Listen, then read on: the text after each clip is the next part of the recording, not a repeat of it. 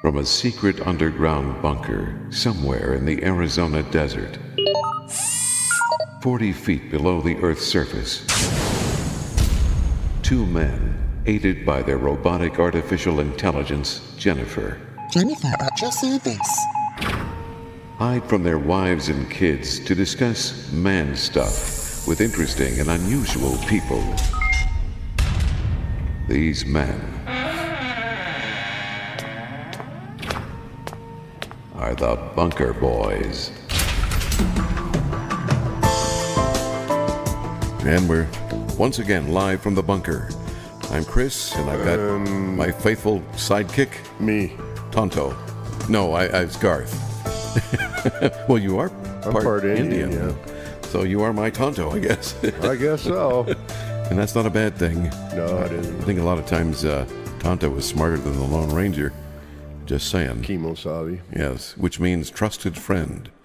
But when you ask any Indian tribe what Kemosabe means, they go, it's not a word. It's a made-up word. Thank you, Kemosabe. So I don't know if you're calling me a bad name or if you're really meaning trusted friend. No, I'm calling you a real bad trusted friend. Okay, thank you. That's all. I just want to clarify. So, how have you been? Good. How about you? I noticed we've got some pinion nuts here.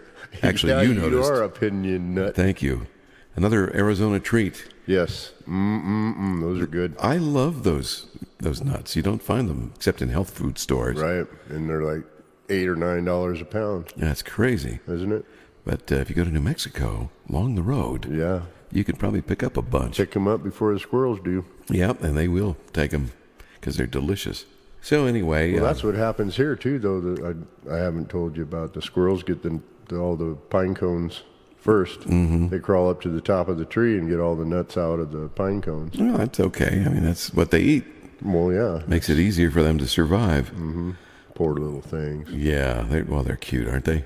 I like squirrels. They're darling.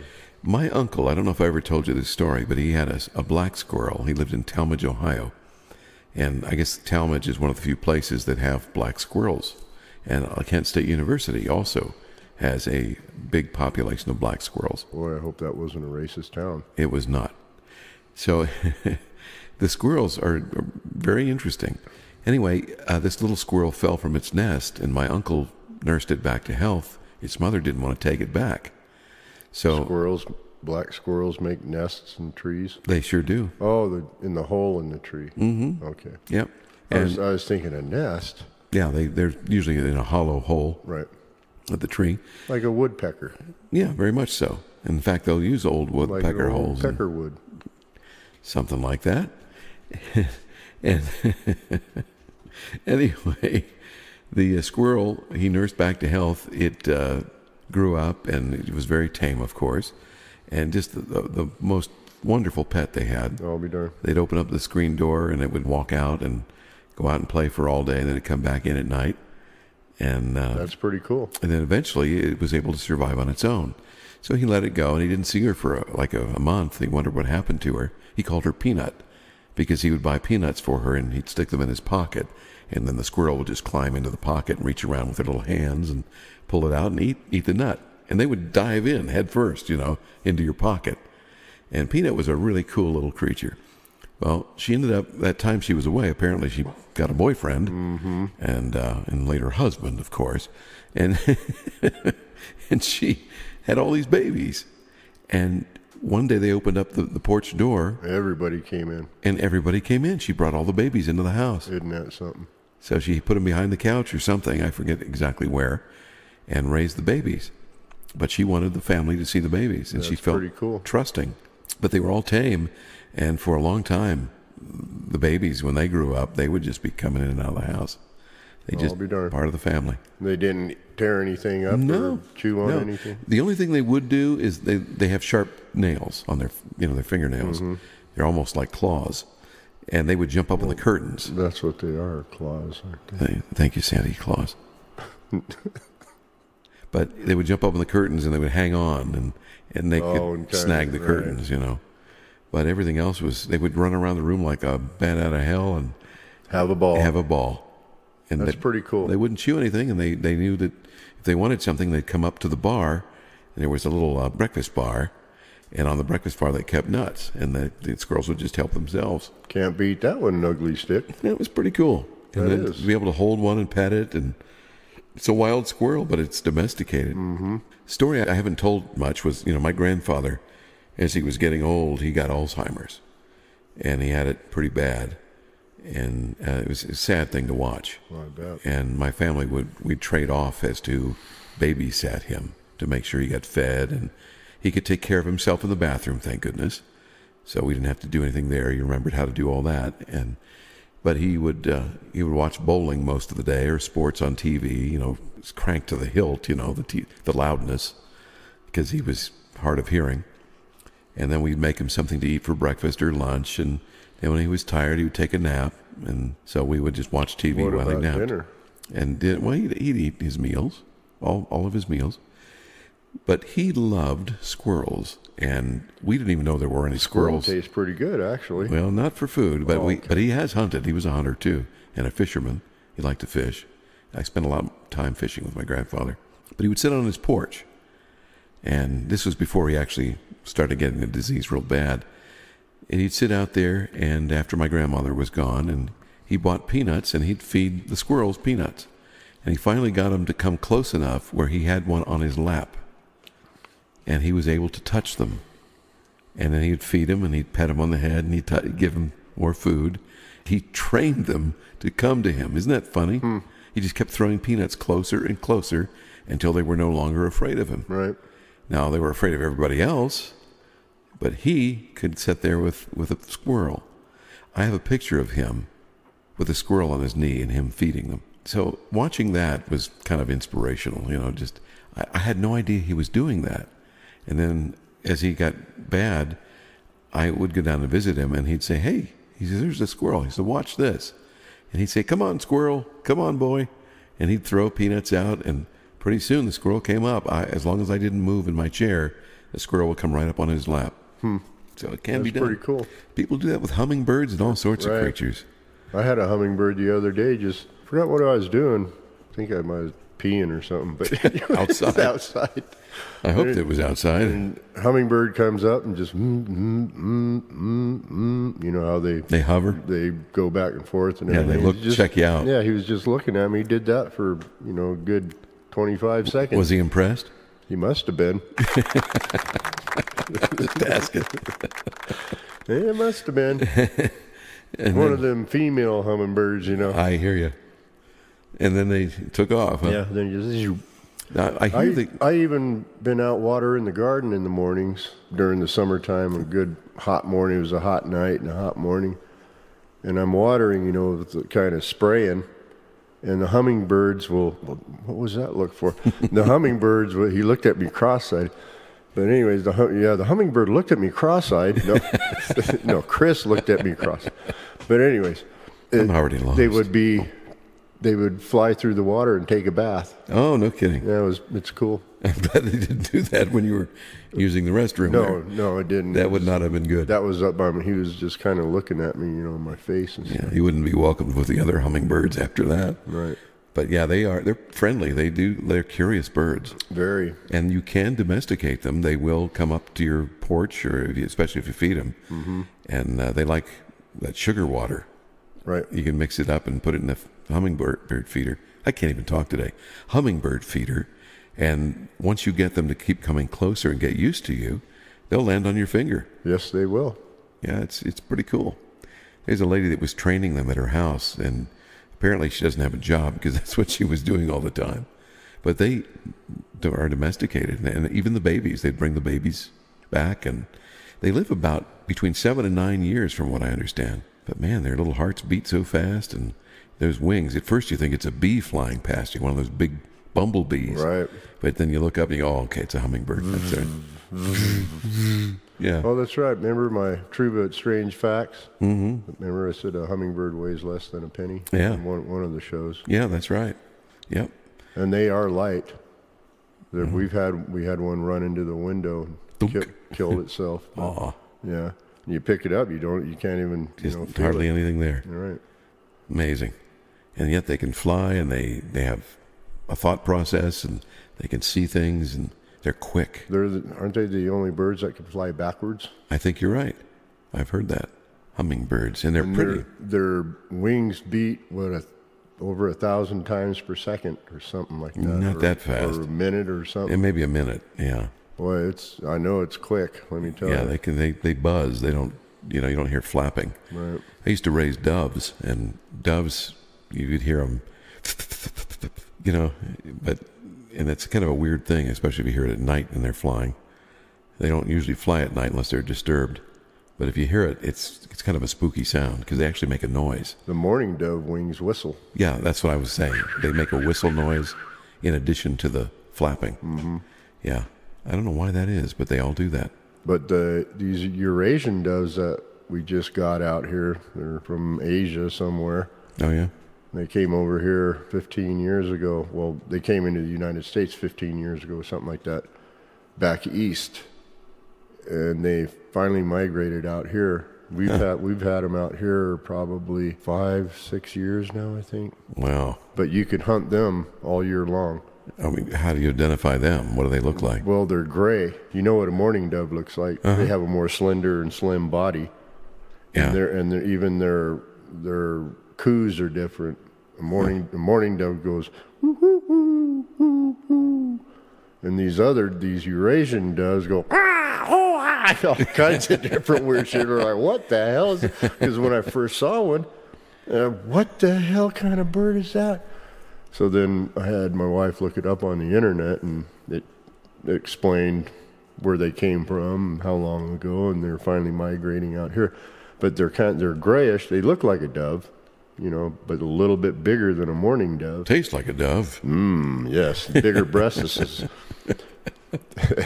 No, they are. They're bigger birds, and they have little black dots going all the way around their neck. Wow. Looks like a little necklace or something. But that's how you can identify those. Now, the doves I used to raise, ironically, were called ringneck doves. They have a double band of black. They look like the ones I had were kind of rare. They were peach colored, very soft pink. Ooh, I bet those are pretty. Yeah, they were. They were pretty birds. Pretty bird. Yep. Someone get that parrot out of here. Yeah, where'd he come from, anyways? Yeah, Mel Blanc used to do the voice of all the parrots in all the Warner Brothers cartoons. So anything you learned or heard as a kid on those cartoons, it was Mel Blanc. Pretty bird, pretty bird. Okay, go back and to the your Flintstones dove story. Flintstone were parrots too. Oh, really? Yeah, that's all I had on the doves. I just raised them, and I had a few, and they had babies and baby ringnecks. I ended up giving them back to the guy that I got them from because I was moving to an apartment. I couldn't have them. Oh, got you. So it was too bad. But I had them in a cage for a long time, and I'd get them out and hold them and pet them and I'd let them hold fly a them little and bit. pet them and love them and kiss them. That was on Warner Brothers, wasn't it? Yeah. My wife and I do that once in a while. Hold him and kiss him and call him my friend. Yep. I just love them so much. What the hell was I going to say? I was going to say something. Must have been good. Well, it was. You made me forget now. I forgot it. You forgot it. It happens. I got to remember this next time. Did you know there was a cave nearby, near Winslow on I-40?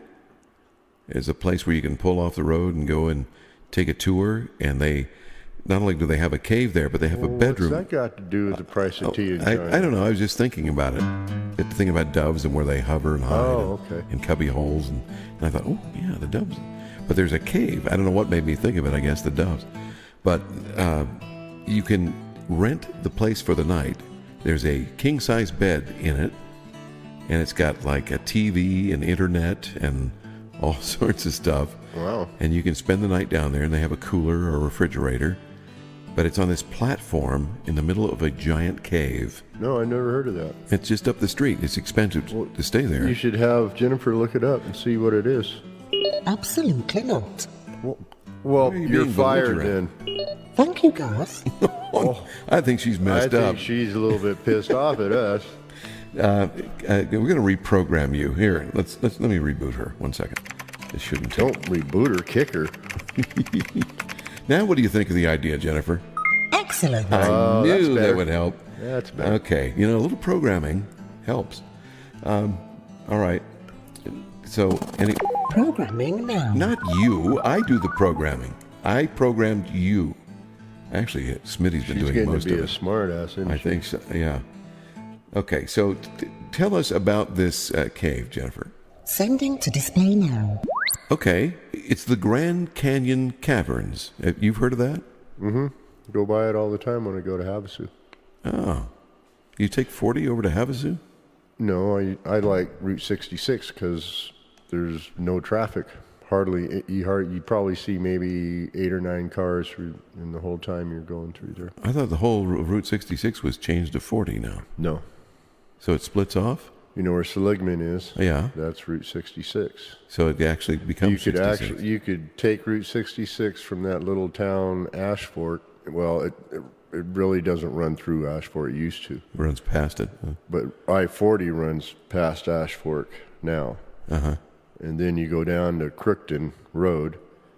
Yeah, I've seen signs for that. That's on there's an off ramp off of I-40, and then that turns into Route 66. Okay. And you could take that through Seligman, and once you get through Seligman, you'll drive another 20 miles, and then there's a Grand Canyon Caverns. And then if you drive past that, remember Havasupai Falls? Mm-hmm. It's on that same road on Route 66. Can you get to the falls from that side? Yes. You can actually go down and not have to hike the canyon to do it? No, you have to drive in on a dirt road. We talked about it on one show, I believe, Okay. quite a few shows ago. But you have to drive in, and it's asphalt, then it turns into dirt. You have to drive a dirt road for miles. And But you can miles. get to the falls by road. Right. No kidding. I remember you said that, and I thought, I can't imagine that. Yeah. And then if you keep going past the Grand Canyon Caverns, you'll go through Peach Springs and what the hell is it? Barberry, another little town called Barberry or something like that. But Okay. oh, Uh-oh. somebody's wife. whistling for me. It's the wife, I know Yes. it. Hold on. We'll take a pause for the cause.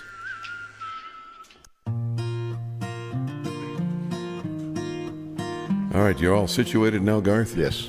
Good. That was my ringtone on my phone. I knew that. My wife was calling me. And what did she call you? You don't want to know. Honey might have been a nice thing. It was. Okay. All right. So you have to bring some pinion nuts home on your way home? Mm-hmm. Okay. Stop at the Bedrock area. Got pick to up bring some sort of nuts home. Yeah. Okay. Moving along in music and song. Moving along. So back to this canyon thing. We see here it says that the Grand Canyon Caverns are 200 feet below the surface, which is like, what, 15 stories, something like that, underground? Or something. Yeah, and it says the guy Quite a ways, anyway. that owns it is John McNulty, and it said he wanted to build a restaurant. He wanted to build it underground, and he got all fired up on it and finally did it. And they've got this platform built in the cave with restaurant tables, and there's zero humidity. I forget what the temperature is, but it's year-round the same. I was going to say, I bet you don't need air conditioning for that. No, you don't. It's pretty cool. I wish I could get to the rest of the page here that Jennifer brought up, but my internet connection's not good here in the sticks. We have to rely on radio for that to work, and sometimes it works good, and sometimes it doesn't work so good, like right now. But yeah, cool stuff. And they have lots of tours. They even have a ghost tour, of course. They all have ghost stuff. In the caves? Yeah. And then there's other things to do around the area. Let's see if they've got anything here with... they got different tours. Playground for the kids. It says Supai Trail and its waterfalls remain closed after being rampaged by Hey, Mother what happened to Nature. music? Jennifer, you're fired. You're fired. Isn't that what Donald Trump would say? Yeah, Okay, it's anyways. closed because flooding in July damaged the trail Right. and the camping areas. Reopening is expected soon. See, that's on the same road. Yeah, and they said late September, so it'll be opening pretty quick. Grand Canyon Caverns are the largest dry caverns in the United States, located on Route 66 just east of Peach Springs, Arizona. I told you. Over 200 people of the service stop by and take our tour. Take it now. You won't be disappointed. They have a yearly Harley run there every year, too. We've been to that. Yeah? Do you ride a Harley? No, but my brother and sister-in-law do. You just showed up there with So them? we went up there with them, yeah. Cool. It was fun. It was pretty different, if you ask me. And you said they burned a rice burner there? Rice burner, yeah, a little Two-cycle Suzuki? motorcycle, yeah. Because everybody was a Harley rider. guy, yeah. Yeah. What they did is stack tons of pallets up in a big mountain. I mean, this thing was probably 15 feet high. Wow, that's a big fire. And they drugged this little motorcycle up there and caught the whole thing on fire. Jeez. Lit it up. It made them all feel better, did it? Right. Okay, whatever. You know, I hate Harleys. I can't stand the noise they make. And I know that's the big appeal for the riders. My brother loves them. He's got one. And he even wrecked it. And then he bought another one. I just don't have patience Yeah, for they that. shake, rattle, and roll so much. You got to tighten up every nut and bolt on them every time you get finished riding them, I heard. Yeah, I believe it. Well, Billy had one. Oh, yeah. You know Billy. Yeah, and he says that, huh? He had to tighten Well, them he up. never did anything, But he should have. but he should have. Yeah. No, he had one of the real new ones. The older ones were like that, I guess. Well, that's weird. Now, it's funny. I don't see anything about spending the night there. Maybe they changed They have a it. campground and everything. You know, they've got a cowboy experience, which is kind of cool. That's $40 a person per hour for horseback rides. Oh my gosh. I'll bet my wife let Rockford down the tube because she knew we'd hear him. Oh my gosh. Well, There that's why my wife called. so she was sending the kids over. No, she said, "Can I let them out?" I said, Okay. "Yeah, go ahead." I don't think they'll He come over. He hears us talking through the tube and came down. Right? Okay. Can I let them in? Yeah, let him in. Okay. Open the magic door. Oh, thank you. Yeah, he's in. He's breathing heavy. All right, Rockford, lay down. Good boy. Good boy. And his rope-like tail smacking me under the table. Jeez, it hurts. Yeah, I can. Yeah. Hi. How you doing? Okay, sit down. Good boy. He's got to be where you are. Mm-hmm. And no matter... Now, at night, sometimes, we'll leave our windows open, of course, to get a nice breeze. And he'll come over and visit. Like you let him out to go to the bathroom. Right. He'll come right over here and sit on the porch. And if we're eating dinner, sometimes we'll eat after the sun goes down. And we're watching TV or we're sitting there talking. And all of a sudden, I hear, "Roof, roof," at the window. he's right there. Oh, Rockford. Yeah, you're like the little boy next door. He is the little boy next door. Just don't knock my stuff down with your big Yeah, rope. with your big noggin. Jeez. Yes. Wonder what they think sometimes, you know. Well, I've had him since he was 7 weeks old. Did he step on your hand? No, but step on your hand, step on your foot. No, I was petting him and he went under the table and his Oh. back is as high as the table. So he leaned down, but he smashed my fingers between his back and the bottom of the table. He's a good son of mine. But yeah, I've had him since he was 7 weeks old, and you know he's sleep with me and everything else. He's been a monster giant dog since he was born, Yes, basically. and then he grew into his feet. His feet were like I don't know what you call them. They're giant. Mossberg's feet were huge too. Yeah, He had big old paws. His paws were half the size of my hand. that's a big old dog. I said to my wife, I said, we should get a big dog. That'd be kind of fun. She goes, big dog, big poo. I said, yeah, well, okay, yeah, you're right. Well, You have to shovel it. you have to pick him up anyways, Doggy poopy. big or little. Yeah, no matter how you slice it. I don't know why you're slicing it, but... Yeah.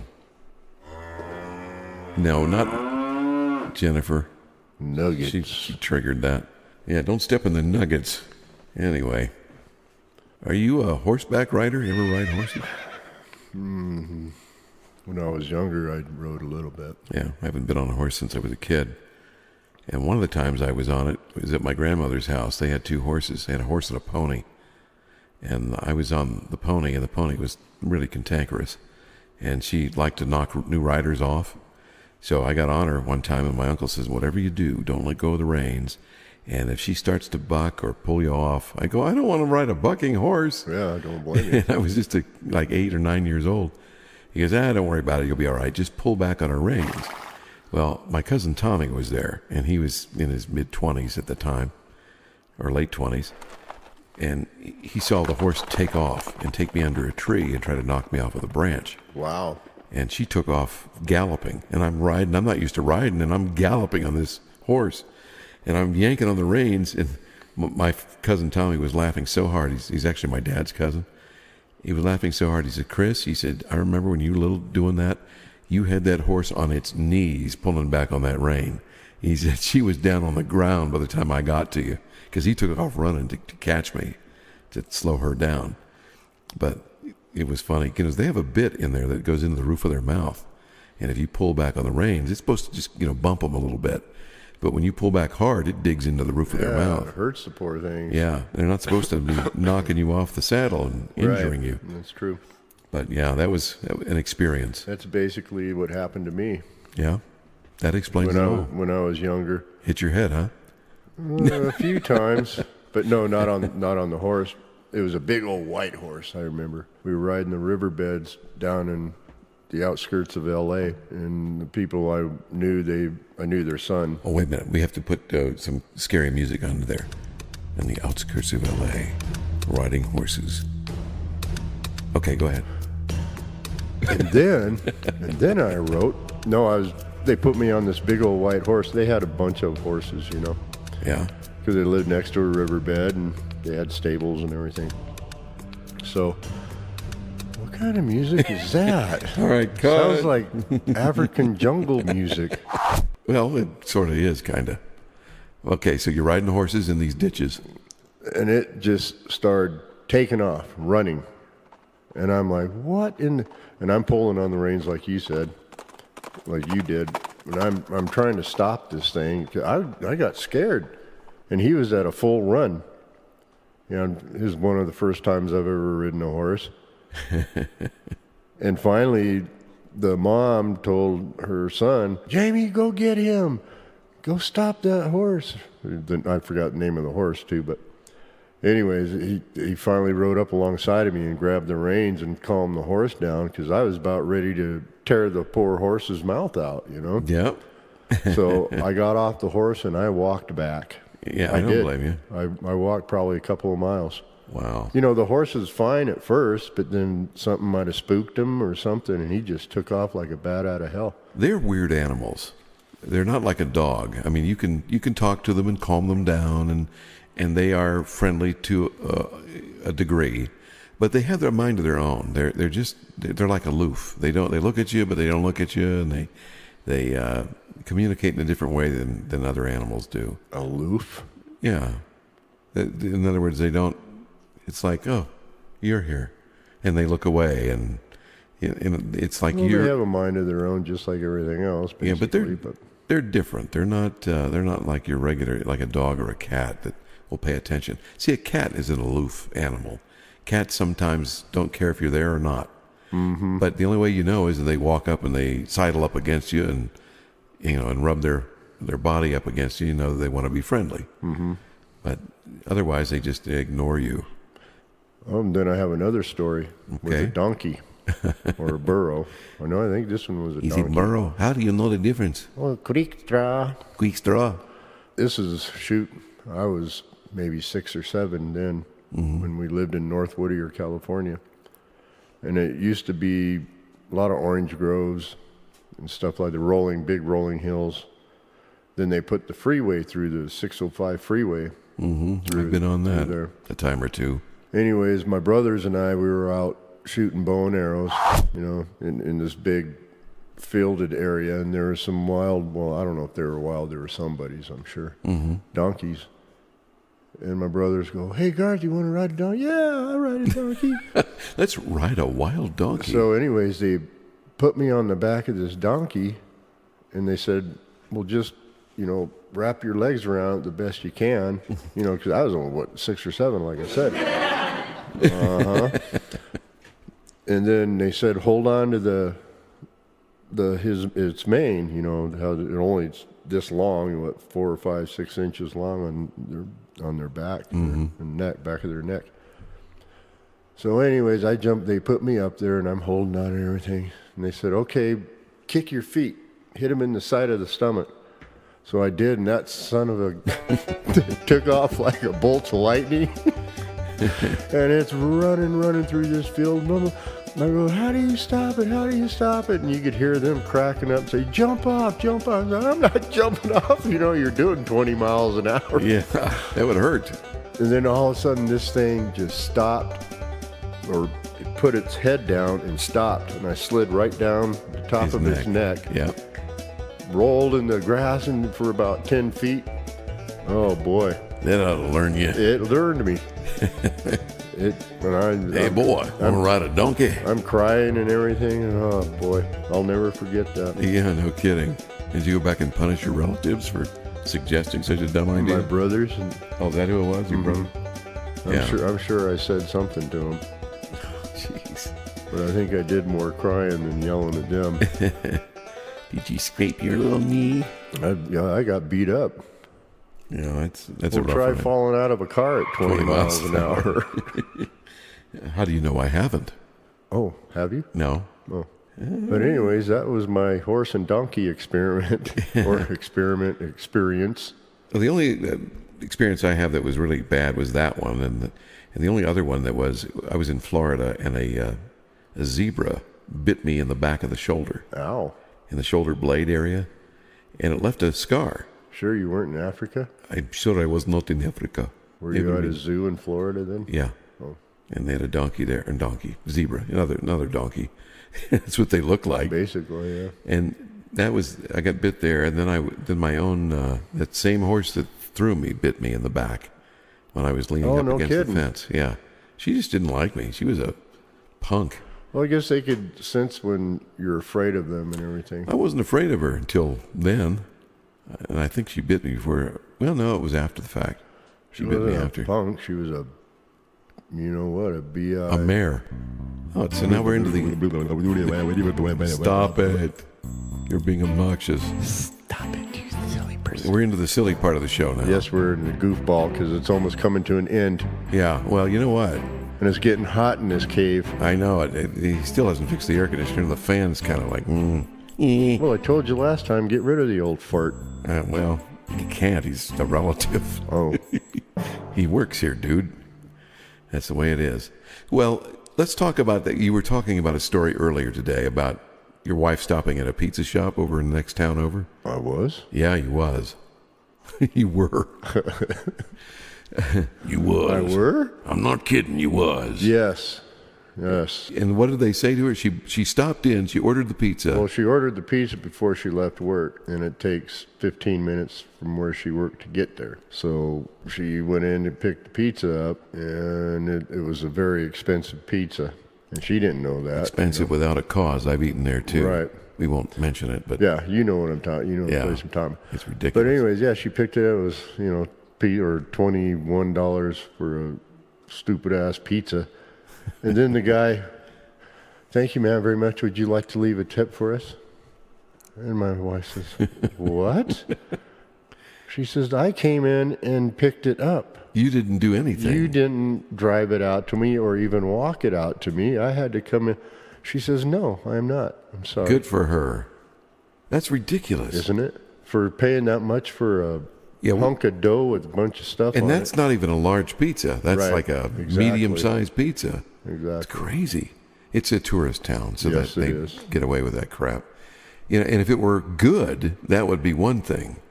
Or like a gourmet pizza. Mm-hmm. But it's not even close. No, it was just a regular old pepperoni and sausage. After my wife and I ate there and sitting at picnic tables indoors, I said, you know what? Next time we're going to Pizza Hut, it's going to be better than this 100 times. Mm-hmm. That's what we should do is go up there and go to Pizza Hut. Yes. All you can eat. Yeah, that's good stuff. I like Pizza Hut. I like Chicago-style pizza, too. Did I ever tell you about Billy and I went up there one time to the Pizza Hut? Went up to go shopping for food and everything in the Safeway store. So before we went shopping, we went and ate lunch. I hear Rockford. At Pizza Hut. Yeah, that's my Your my boy. son, yes. But anyways, so we paid for our food and everything, and started eating our pizza, and then they have a salad and everything. So we're sitting there eating. And this Easy now, big fella. well, it's funny. I mean, real big, heavy set lady, and a little skinny, twerpy guy. He was probably maybe 5'4", and she was taller than he was and wider. Yes. But anyways, they got one of the corner booths. Rockford, come on. Is Timmy still trapped in the well? That's What? enough. This lady, she had like 4 plates of pizza, 2 plates of pasta, and a plate of salad. They took a corner booth, right? So the little husband weaseled himself into the booth, and she took 2 chairs, set them on the outside of the booth, and sat on those 2 chairs. Because she couldn't squeeze in the booth. Right. Oh, my gosh. And hovered over all of this food. I mean, she put one arm on one side of it, other arm on the other side of it, and just started. I don't think she even used her hands, and Yeah, just started going to town. And I'm going, Billy, are you seeing what I'm seeing? He's going, oh my God, yeah. What the? I mean, it was like Laurel and Hardy. Oh, my gosh. I mean, I don't usually talk about people like that, but since we were talking about that pizza place up there, It's memorable. yeah, I'll never ever forget it. Holy man! And then she went back for more. I am of course. I am not kidding. Why do people do that? They're killing themselves with food. I mean, I feel bad enough. Especially pizza. Yeah, that's not even good food for you. You reminded me of that tip story. I'm going back to that a little bit. My friend Richard was telling me, Well, here's a tip for you. don't eat here. It's too expensive. And here's a tip. Yeah, he was out to lunch with his buddies, and there was 3 or 4 guys there, and the girl comes by, and Richard saw all she did. She didn't even bring the food to them. They got their own food. She brought 4 glasses of water, and one guy wanted a cup of something, like a soft drink. So Richard left her like $4 or $5 for her tip, and the bill was a lot larger, of course, if you take 20% of the bill. Is it 20% now? Well, 15 to 20, yeah. That's what they're 15. asking for, 20%. So it's this big bill. All she did was bring over water to drink and 1 glass of soda. She picks up the tip, and she goes, oh, let me get this right. So this is the bill, and this is my tip. He said, that's correct. You can keep that. Mm-hmm. And she was being a smartass. Right. And I would everybody, have took it back. I'd have taken at least 1 back, And everybody at the table felt bad, so they kicked in more money. Hell with that. Because Richard wasn't going to give her any more money. He goes, why should I give her 20% of this big bill, and all she did was bring over water? Right. It makes no Exactly. sense to me. I agree. Exactly, Rockford. Rockford That's had to exactly put right. his 2 cents in. Get it? He had to put his 2 cents in. Oh, yeah. Well, I can smell his scent clear over here. But yeah, that's like at Golden Corral. Mm-hmm. You serve yourself and everything else, and all the lady does, or the person, man or woman, walks up to you. Oh, hi, I'm so and so. Would you like to refill your water? Or do you want a bun or bread or something? No, they don't even ask that anymore. Well, they do down at the one we go to. Well, they don't with the one where we go. Used to go. We don't go there anymore because it's so ridiculous. When we're leaving, my wife goes, well, aren't you going to leave? I said, no. What'd they do? They didn't do nothing. Well, you're not supposed to leave a tip at a self-service restaurant. If you feed yourself, you are not supposed to leave a tip. Good. I'm glad you told me that That's the truth. because I'm not. I mean, why would you? You didn't. I'm sorry, they all didn't you, serve you. waiters and waitresses out there, but If they're not paying you enough, then you need to find another job. That's how I look at it. I agree. I feel badly for those that don't have any talent whatsoever, and that's it. Just service is their talent. But yeah, on a self-service place, you're not required to leave a tip. Now, sometimes I do, if the person was very nice and was very thoughtful. I will give them $1 or $2. Like when I go to Golden Corral, I'll leave $4 for 4 of us. But all they did was bring me water and a bun if I wanted it, or maybe a cup of coffee, which they don't provide normally, so I can serve myself. And sometimes they don't even bring you water. Yeah. Well, you have to get water at the counter anyways when Yeah. you first walk in and pay. So, you know what? And then, you still have a half a glass of water. You would think they'd walk over and And fill it up. And tip means to ensure prompt service. And if you don't have prompt service, your tip can be Is that low. the definition of tip? That's the definition. So, Uncle Garth, Yes. what's our wisdom today? Oh, strange but true facts. Okay, anyways, the average American sees or hears at least 5,000 advertisements a day. Wow. That's a lot of listening, reading, and watching. That's for sure. And really trying to distract your attention. Holy crap. Well, that's it from the bunker. I'm Chris. I'm Garth. Good evening. Bye-bye.